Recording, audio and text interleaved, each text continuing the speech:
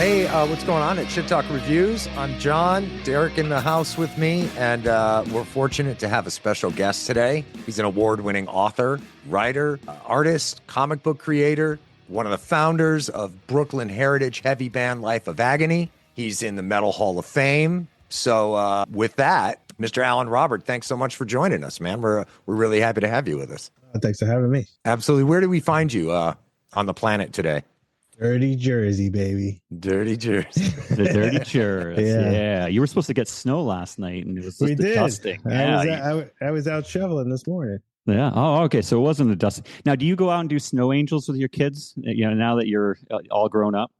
Nah, she's over that. You know, now she's driving. So we're past the snow angel phase. Got it. Never too old for snow angels, man. For sure. Well, listen, Alan, it's great to talk to you. I've been a fan of Life of Agony going way back. I was in college radio when it came out. I used to work with, I don't know if you remember Jen Miola from Roadrunner. Sure, absolutely. Yeah. Jen was great. She sent me, I don't know, probably about 30 of your record to give away, in northern Vermont. And people ate it up. I used to play on the metal show this time, but I've always wanted to ask you, years later, now that you reflect back, you've done all the anniversary records on that record. When you think of that, is there a word that comes to mind? Like, what does that record mean to you? It was kind of ahead of its time, I think, because not everyone understood it at the time. Like, if you look at I'm one of those pack rats that saves like all the old metal magazines and everything. So I have like the reviews of that record from like Metal Maniacs and stuff like that, going back in the day. And not everyone really got it at the time. Now it's looked at like a classic heavy record, but at the time it was like people didn't really know what to make of it. It was kind of hardcore, kind of metal. There's melody in here. Well, they're talking about suicide. It's 1993. It's before like rock radio. It's like Nirvana was happening. You guys made a lot of choices, musical choices on that record now that are like ubiquitous in heavy music, big tempo swings and things like that. I mean, sure, people use that, but not to the extent you guys did. And going back and listening to that was huge. I mean, did you have, you probably didn't, but what does it feel like knowing that you were at the forefront of like a major style of heavy music then? We always had big aspirations and big ideas. And when people didn't tell us no, we just kept going with these ideas. So like even the very first shows, like our singer Keith is a trained classical pianist, and he would get up there on a podium with our logo hand painted on it, playing keyboards, singing to, this heavy groovy music. And we almost aspired to be like a heavy Pink Floyd. Like if you look at our logo, it was almost like the Hammers, And the first record was a concept album, Pink Floyd's The Wall and also The Final Cut were big inspirations. And I'm not sure if that really came across. We kind of we mixed Sabbath riffs in there and Metallica and Cro-Mags and Agnostic Front and kind of all mashed up together, but there was a lot of heart in there, and that's what we got from Roger Waters and The Wall. So he was like Pink Floyd and Roger. Was there one or two members of the band that were strongly influenced by that, or was everybody was just a fan? Yeah, we all were. The Final Cut was like, that was our jam. Right boy, you guys are going to be best friends. It's my favorite Floyd record, and they're all great. And that one is at the top of the list. It's such a powerful album. Yeah, that's our favorite. And there's just so many moments where the whole band just disappears and it's just Roger with like a piano key, and then like some emotional saxophone comes in and it's just like, what is this? But it really just, even to this day, just gives us such goosebumps. And it's those dynamics that we tried to capture in our own music in our own way. Yeah. It's very interesting. And I'm glad we're talking, because Ugly, when it came out, it was a little bit softer, but this explains a lot. It was the point of Ugly to kind of explore more of the melody, slow it down a little bit, and expand your horizons? We weren't in a good place when we did the Ugly record. We had done like 2.5 years of relentless touring on River on Dread. We didn't have a lot of time to really get writing and in the studio to make the second record. We wrote a lot of it on the road, and we just weren't agreeing on a lot of stuff. Like, we decided to abandon our producer from River on Dread, Josh Silver from Typo Negative. Yep. He had recorded all our demos up until that point. He was like really helped shape the sound of the band on that first record. And we were like, we're going to try something new. And, you know, bands do this stuff, you know, you get a little bit of success. And then all of a sudden the record label's like, well, you could have any producer you want. Who would you want, you know, to be on that list? And we were like, Terry Date, you know, Thompson and Barbiero, who did the Metallica record, and Guns N' Roses. And we ended up with Thompson and Barbiero, basically. Steve Thompson, the producer, went out on his own. He had worked on some other kind of rock records by himself without Barbiero, and decided to get in the studio with us. And we recorded Ugly in the same studio we did River on Dread in Brooklyn, Systems 2, where they did all the Typo Negative records. And it just didn't sound the way that we had hoped. So we ended up bringing Barbiero into the mix. So he helped finish mixing the record. So we got the both of them, just at different times. And it wasn't a group project, you know what I mean? So like the outcome was, you know, there's still a handful of those songs on that record that we play in the set every night. You know, I'm not a huge fan of the way that it sounds itself compared to River on Dread, but a lot of fans came on board during when that record came out, which was 30 years ago this year. And so they went back to listen to River on Dread. So like you have different generations that have favorite records and, you know, got attached to certain sounds. And, you know, that kind of has been, you know, over the 30 years we've been doing this, every record kind of sounds a little different.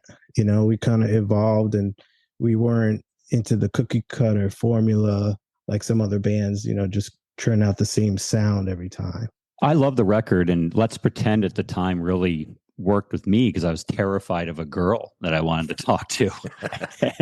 and so when I heard that song, I'm like, oh, because I had a huge crush on her. And but the record in general, I love the direction. For me, it seemed like you saying Pink Floyd was a driver. This record seemed to go more towards the Pink Floyd way, and made a lot of sense. So, you know, let's move on to Soul Searching Sun. The question I had there was Weeds. How did that song come together? Because I think it's an amazing song. I know you guys still play it, and it's just a cool track. How did that come together? Because it really stands out on that record. You know, that's just one of those magic moments when a song comes together really quickly. I had written the song seed for it, the verse and the chorus, and we kind of added a bridge, and it really, that was it. It was probably the easiest song we ever wrote. It just came very naturally, and it didn't change much from the original format. In fact, I've heard a lot of bands cover it over the years, and they do some interesting things that we didn't do, and that always opens my eyes to like, oh, where we could have explored it. You know, it's basically just a rock track with a punk beat. You know, but you can really play it in a number of different ways. In fact, we just got back from an acoustic tour that we did, and we incorporated Weeds into the acoustic set, and it had a whole different feel, you know. So you could play that song any which way. I've heard it just, you know, a cappella. I've heard it, you know, singer with a piano. I've heard it with a full orchestra. It really is something that can be played in all different types of ways. Is it still mind-blowing to you when you hear somebody else like bring an orchestra in to do a cover of one of your tracks? It's inspiring, you know. Yeah. It's like we should do it. We should do, you know. I'm sure that's what happened with Metallica, you know, bringing in orchestras and, you know, violins and all this stuff. You know, people want to try new things, and we've always, like I said, we've been into kind of orchestrated type of composition. So, you know, inspired by Pink Floyd. So, you know, that's always something that that we're looking to do. Even, maybe even next year, we would love to, take what we did with the acoustic set and expand on it with other instruments, and make it even more layered and textured. It could be cool. Are we breaking news here? Bring us the symphony in for this? You never know, man. It's like we're always into trying new things and also challenging ourselves, as players and songwriters. Yeah. What's the across all the albums, what's the average writing process like? Is it yourself or somebody else brings like just a general idea and then the band fleshes it out together in a room all together, or how does that work? I think every record had its different process. I think it all starts with an idea, and then sometimes songs take a long time to finish. You could have a verse and a chorus, and it really doesn't go anywhere after that, and then you put it to the side until it finally someone is like, I know what we could do with that, or we change the tempo, and all of a sudden it inspires people to have more ideas about it. Yeah. We've changed tunings, we've changed beats, we've changed all kinds of things to push ideas in every different direction, and not everything comes as quickly as Weeds. In fact, there's a lot of songs on Ugly where there's a lot of different intricate parts and weird transitions and tempo changes, like you're saying, and some songs are more straightforward. It really depends on the song and doing what's best for the song. Going back to the acoustic sets, did you happen to record them, and will we maybe get a little EP or something like that out of that? We did record them, but I think that if we were going to release something, we'd probably do something a little bit more involved. More involved, okay. Yeah. Like when you bring the orchestra in. Yeah, exactly. Next year. Right, yeah. Or you can get Josh out of retirement and have him go. He seemed to make big sounds with Type O back in the day, for sure. Yeah. Where's your favorite place to be in the process? Do you love being in the studio and tracking material, or is it the writing process that you're more a fan of, or on tour? Where's your happy place? One thing I've learned about myself, whether it's drawing a book or coming up with a song, I really like the process, the whole journey of it, because it's like a simple idea of humming a tune in the shower or drawing a sketch on a napkin and then seeing the finished book or hearing the recording at the end of it. As long as that takes, sometimes it could take years, but it's really the journey of seeing something just from your imagination come to something tangible is really exciting for me. But there isn't a spot in there that you find particularly arduous, or that you really can't wait to get to? I've gotten over that. Like, I'll be happy when this happens. I used to feel that way. Like, oh, I can't wait to play the song in front of a crowd, or I can't wait for us to get inducted to a Metal Hall of Fame. I'm like, all these things are great in their own right. Even the simple idea, sometimes coming up with an idea, you could just feel it, that there's something special about it, but it's just this big at the time. Yeah. And you have, at least I do, I have a vision for these things of what the potential could be. And that's what's exciting. Well, I have to tell you, I don't know if you can see that. Yeah. But, yeah. I love these comics, Killogy. I love all your work. But Frank Vincent, he was amazing on The Sopranos, just such a face and a presence. And putting him in a comic was, to me, just a stroke of brilliance. And I cherish him. I actually have a comic book, one of the old school comic racks that says Wholesome Comics Entertaining on it. And I have these comics in my living room, so everybody comes in and it is commented on. They're like, isn't that the guy from The Sopranos? and so tell us a little bit about Frank, because you got to know him before he passed, and I think a lot. I saw some interviews with you, but I think it's important to bring him up and keep him alive, and talk about him. Yeah, well, going back to these like crazy ideas and seeing them through. Sure. I had an idea to kind of make a Twilight Zone type of series where 3 characters have 3 separate stories that intertwine, and that's why it's called Killogy. It's like a trilogy of 3 characters. So it was a mini series I did with IDW, and I had this idea to kind of cast a comic book, which really hasn't been done, at least not that I've seen in the way that I was doing it. And I think Keanu Reeves actually did it later. But anyway, like Twilight Zone would have guest stars, with every episode. And that was kind of the idea. Let me get 3 people that you wouldn't normally see interacting with each other, put them in a story together and see what happens. And so to pitch that idea to people, to celebrities, especially someone like Frank Vincent or Marky Ramone or, Doyle from the Misfits, it hadn't been done before. So it was very risky to get in a room with them and try and pitch this idea. And Frank loved it immediately. He actually loved comic books. He loved the idea of storytelling in the visual format like that. And he thought he got a kick out of being a comic book star, so we had a lot of meetings and talk about his face, right? I was late for a meeting once, and the traffic was just terrible, and his face waiting. When I saw him at his place, I was like, "Oh, I'm getting whacked," Yeah, you're gonna be hanging off the Brooklyn Bridge. But you know what? He was such a sweetheart, and every time I hung out with him, and that's just his face, man. He has that mean mug, man.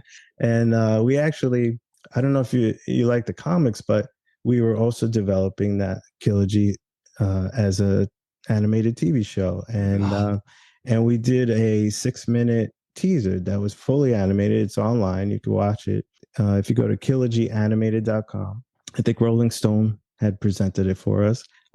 And we recorded Frank's voices in his kitchen, on my laptop, And so he's reading from the script and he's cursing and this and that. And every time we did a take and we pressed stop, he would apologize to his wife in the other room for being so angry and dropping all these F-bombs every 5 seconds.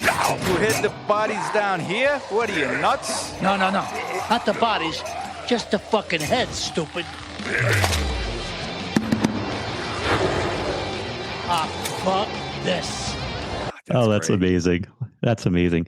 Do you ever pinch yourself? You wake up and go, I can't believe I'm doing what I do. I'm very, very fortunate. Yeah, it's been a wild ride. At the same time, it's like I'm just one of those personalities that sometimes it doesn't really sink in, like all the things that I've done, and until you go and look at them, or someone reminds you of it, like you just did. But it has been amazing when you look at all these crazy stories and moments. Yeah, I mean, I will tell you, these comics have watched my kids grow up because they've been sitting on that comic book rack, and they're 13 and 11, and they've been looking at them, and they expect these comics to be in a living room. Right. It's your artwork is part of our family, and that's pretty cool when you really think about it. And I'm sure everybody tells you that all the time when you go to the comic conventions, but kudos to you, man. Talented dude, and you've kicked in the door on a number of industries, and it's pretty great. I think I know the answer to this, but I'll ask it anyway. What's your perfect day? And this can include artwork, music, family, whatever. Like, what is the perfect day for Alan? I think it's like a great balance of like just being a normal guy with his family, whether taking my daughter to school, having lunch with my wife, running some errands, drawing a couple of pages during the day, having a couple of cool meetings about ideas or projects, because each of these comic books are in different stages of being adapted into film and TV or video games. Yeah. So those are really exciting, and there's a lot of creative people involved, and I like the whole process of it, and then being able to jam with the band, get ready for a tour. So it's really about the balance of all the things, and I don't like to sit around and just watch sports on TV. I get bored, and I like to be creating something, and I like to be busy, no matter what it is. Yeah. Does your daughter know who you are? You know what I mean? Or are you just dad to her? or are you Alan Robert from Life of Agony? No, I think it's funny because she's gotten into horror the last couple of years. So she's got into horror and also some metal music, and so I think the stuff that I've done is seeping more into her world, and the people that she interacts with think it's cool, which makes her think it's cool. Yeah, that's really cool. Well, the artwork, Derek is and has always been a huge comic fan. My wife and I are into the adult coloring books. Really? And and I've got one of yours on the way to my house right now, and I can't wait to get my hands on it. Awesome. Yeah, I love the work that you do, man. It's really great, and we as your audience are fortunate that you've put out a lot of it. Yeah, you have not been sleeping behind the wheel. Yeah, I've kind of always been that way. I don't really sleep that much. I go to bed late. I wake up early. I just like to be busy and active, and usually the ideas wake me up, and it's hard to go back to sleep after that. But I have to say, doing the writing and drawing the graphic novels for many years is such a different experience than drawing the adult coloring books, because while I could be in this room, for 6 months just drawing all by myself and then release a graphic novel, it's cool when you meet folks at conventions that dig it. But with the coloring books, it's like a day-to-day event because people constantly post their color work. Yeah. And they tag me in books that I drew 6 years ago, and so it's like this never-ending art project between me and the fans, and their color work inspires me to draw new pages because I could see which pages work the best and different techniques that they use to color them in. Mm-hmm. And so it's really it's a big learning experience, first of all, and it's something that I've been doing for the last 10 years that started as a spoof on adult coloring books, to be honest, because back in 2016, when adult coloring books were all the rage, right? All the books were basically nature books or mandala designs. Right.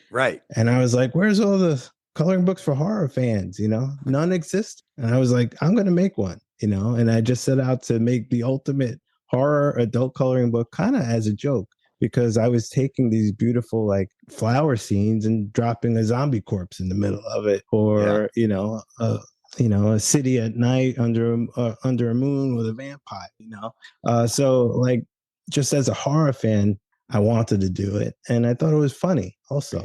Obviously, it's been received well. Well, yeah, I mean, it's been primarily outside of the band the most. That's what I've been doing for the last 10 years, basically. That's so great. Do you think that you'd be doing this if not for Boris Karloff and Bela Lugosi and all the original Universal monster movies? Absolutely not. And I was so fortunate to be asked to draw the official Universal Monsters coloring book that came out last year. It's amazing. And that was really a dream job because I know those characters and I know those movies, like the back of my hand. So what a pleasure. Yeah, I go to sleep to those movies every night, and some people think I'm a little creepy for doing that, but they're a very comfortable place to sleep to. You are a very creepy guy, though. Yes, so I am. That's true. Fair. Which is your favorite out of that whole? I love Frankenstein. Yeah, I just love. I think is cool about him is he's innocent. Actually, he doesn't know he's a monster, and when you take a creature that doesn't know that they're a creature or something looking evil or scary and make them innocent, that's what makes horror kind of interesting and cool. And they did a really good job with that. They did. Definitely a classic. So I heard they're remaking it again. Yeah, I think they're redoing all of them, bringing like the Nosferatu movie that just came out. And, Bill Skarsgård is going to be a busy guy because he seems to be the one that gets all these roles. Yeah. He's a lucky dude. I brought my daughter to see that one, right? So she's getting into horror. Pennywise and It, when they remade that was her favorite. Mm-hmm.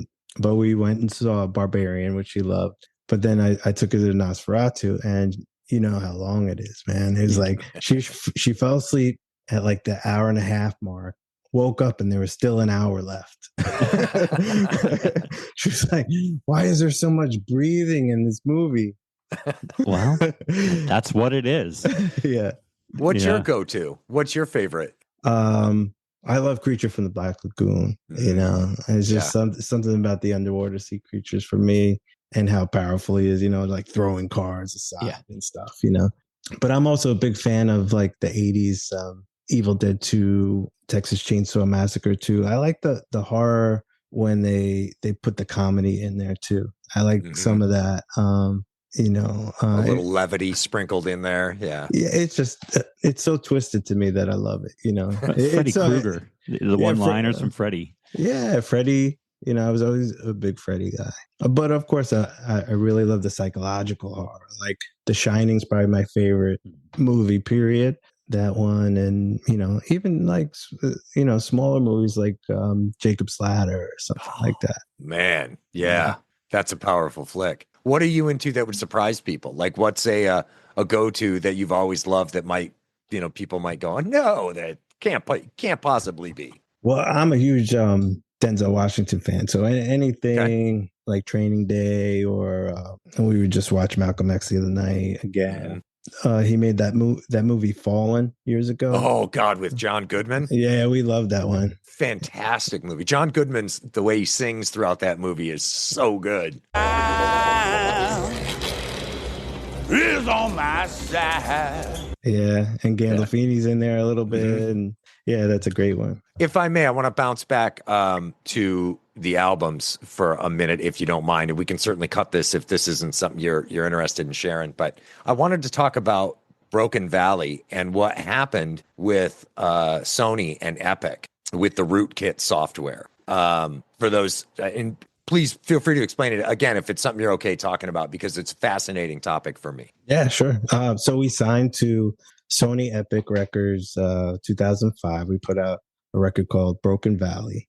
And what had happened was, while we were on tour promoting that record, Sony was hit with a class action lawsuit from fans that basically put CDs that they were putting out into their computer, and their computers would go haywire because Sony had allegedly put some kind of spyware program on the CDs themselves. And I'm not just talking about our CD. I'm talking about all the CDs that Sony was putting out that year, to try and prevent piracy. And so, music fans were just putting their CDs in the computer, and then it would lock up their computer. And then, basically Sony got sued. They lost, and they were forced to recall all the CDs they put this on, including ours, and they only re-released the bigger artists. So we were out there on tour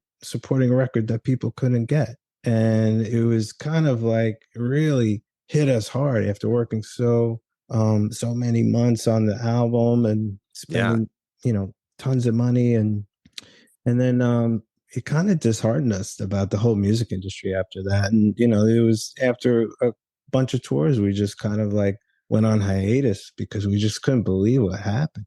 It was awful. It really was awful for the artists. Yeah, well, it was such a kick in the nuts across the board. I mean, the fans were taken advantage of by, essentially a major company like Sony, like you said, planting spyware on their machines. All the bands took it in the nuts because all their material got pulled off the shelves.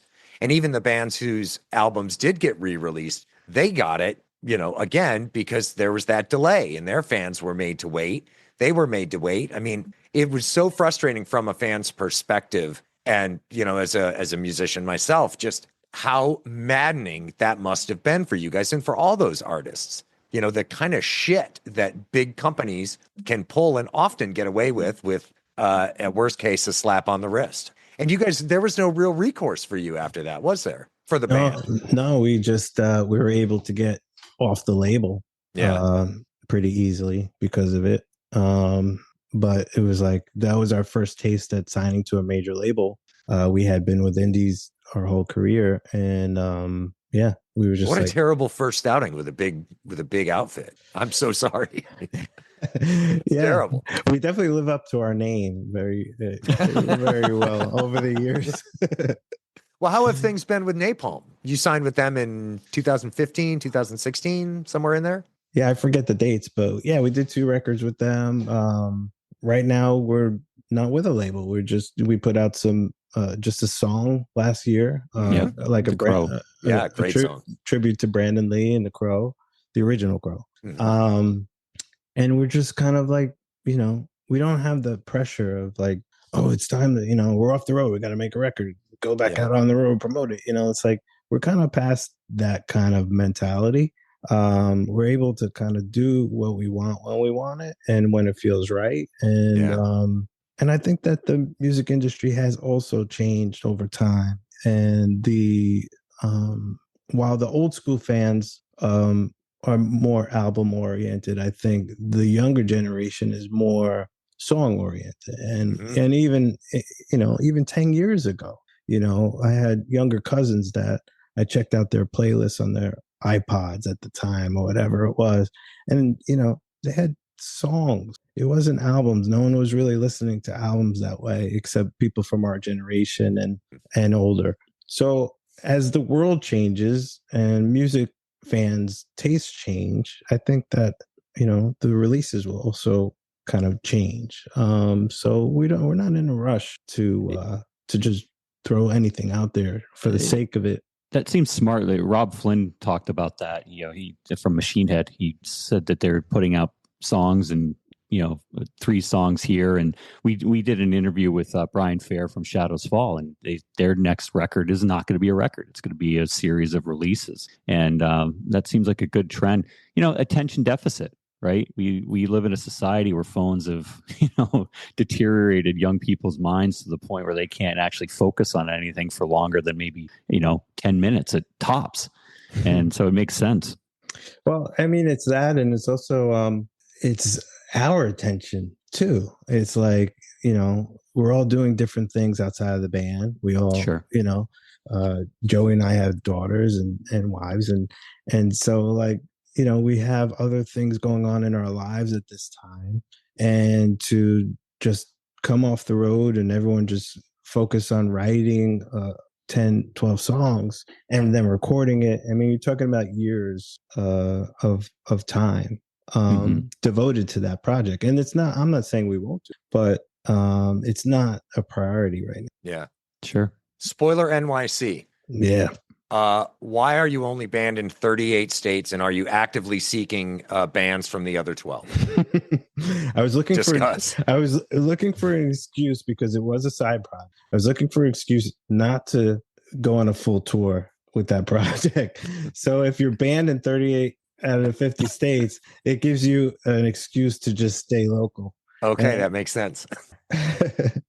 That's a great explanation. Thank you for it.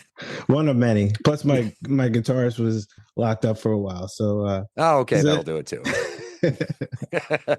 Well, listen, we don't want to take up too much more of your time. Sorry, but I do want to hit you with a series of quickie questions. Just simple one-word answers. I throw a couple options at you. You tell me which you're down with. All right? Yeah. Fingers or picks? Picks. I figured as much. Sweet or salty? Spicy. Nice. Okay. Nice. Zeppelin or Sabbath? Sabbath. Ford or Chevy? Chevy. Okay. Grace or Power? Grace. Nice. And lastly, day or night? Night. Yeah. Yes. Well, Alan, we appreciate your time. For our listeners and viewers, you can see Life of Agony on tour with Biohazard in the UK and across Europe, starting February 22nd in Belfast. And so go to lifeofagony.com. You can find out where to see them. And hopefully we'll see you guys in the States, maybe. Yeah. And we look forward to new music, new art, and a little bit of everything. We really appreciate the time, Alan. Yes, we do. This was a lot of fun talking to you guys. Thank you. Absolutely. Thank you so much. Have a great one. Yeah, you guys too. All right.